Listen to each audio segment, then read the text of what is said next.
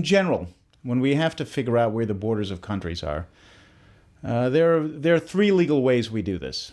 The easiest way is by treaty, by agreement. Countries on both sides of the border agree, they put it down in a piece of paper, a treaty, and then we know where the borders are. Israel actually has border treaties with two of its neighbors, with Egypt and with Jordan, and so we're okay on those fronts. It does not have a border agreement with the Palestinians. It does not have a border agreement with Syria. It does not have a border agreement with Lebanon. So now we look to the next way in which we do things. The next way that we can determine borders is by what's called effectivité. It means essentially long-standing possession that looks like a state is governing it and that is treated that way by others.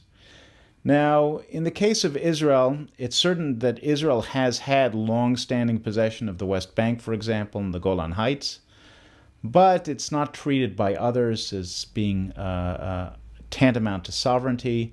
It's not clear in the case of the West Bank that Israel's been treating it as a sovereign power, and so it's hard to see out of effectivité that we have a clear statement of borders. And this brings us to the final way in which borders are usually determined, and this is the way they're usually determined for new states. And it's a Latin doctrine, and please excuse me for the Latin, and if I'm mispronouncing it, I hope the Latin scholars will forgive me. But I believe it's called uti possidetis juris, or if you have difficulty with it, let's just call it UPJ. And this doctrine states that when a new state is created, it inherits the borders, even if it didn't inherit the legal personality, by the way, it inherits the borders of the administrative unit that preceded it. So let me give you some examples. There was a mandate in Africa called Urundi and Rwanda.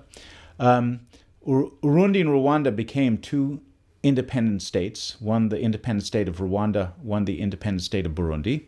And there had to be a determination of what's the border between them. Well, as it happened, within Urundi and Rwanda, there was an administrative boundary between the Urundi district and the Rwanda district.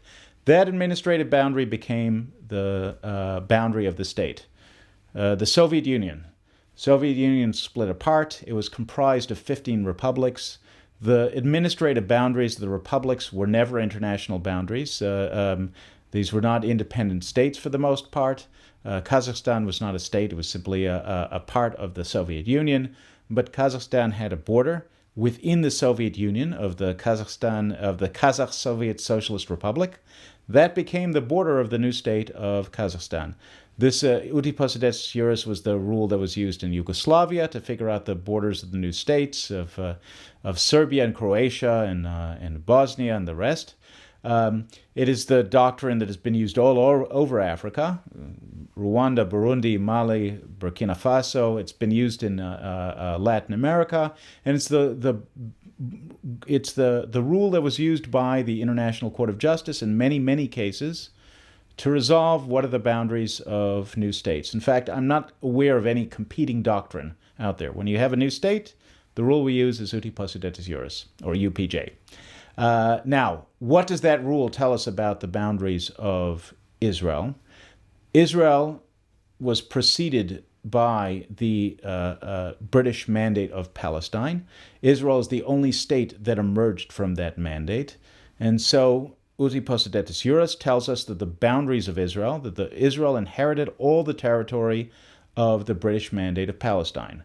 According to that doctrine, then, Israel inherited sovereignty over the West Bank, over East Jerusalem, notwithstanding the fact that those were conquered by Jordan in 1948.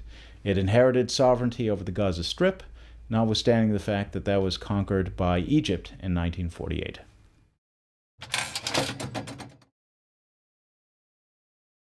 Transjordan was part of the mandate, although Transjordan was, not only was there an administrative boundary between Transjordan and the rest of the Palestine Mandate, Transjordan was granted independence as a separate state in 1946. Now, what were the borders of Transjordan in 1946 when it became an independent state? It was the administrative boundary between the Transjordan part of the mandate and the rest of the mandate. And so Uti Possidetis Juris was the foundation of the boundary of the new state of Transjordan as well.